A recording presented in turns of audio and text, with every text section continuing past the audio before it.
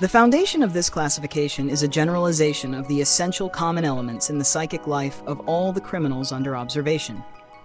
From the beginning, and for many reasons, I adopted towards it a position not merely very skeptical, but positively hostile.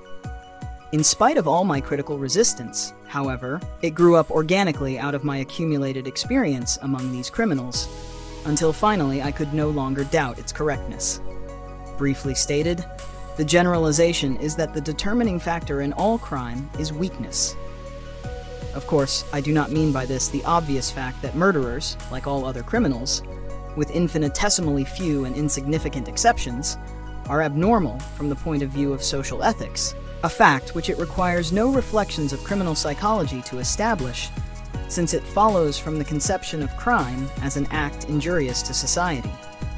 Still less do I refer to the fact that murders are frequently associated with economic crimes under conditions in which the incapacity of the criminal to procure the means of subsistence by honest, productive work would appear to be the cause of the crime. This type of murder is in fact much rarer than is commonly supposed, and the real cause is not merely the incapacity of the criminal to maintain himself by honest work, but also, without exception, deeper psychological defects.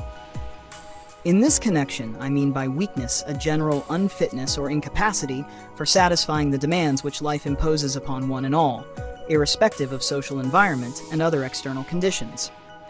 I hope in the course of the following exposition to be able to make quite clear both the import of this conception and its foundations. Its value as a theory or as a working hypothesis must, of course, be judged by the evidence submitted.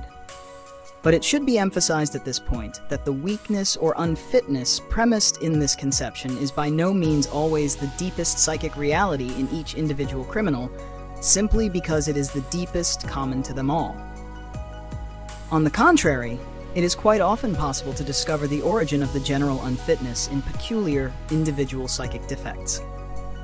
It should perhaps also be remembered that the weakness in question may naturally always be traceable to some physical defect of an organic or functional character, which is of course in turn obviously a matter for medical science rather than for criminal psychology to investigate.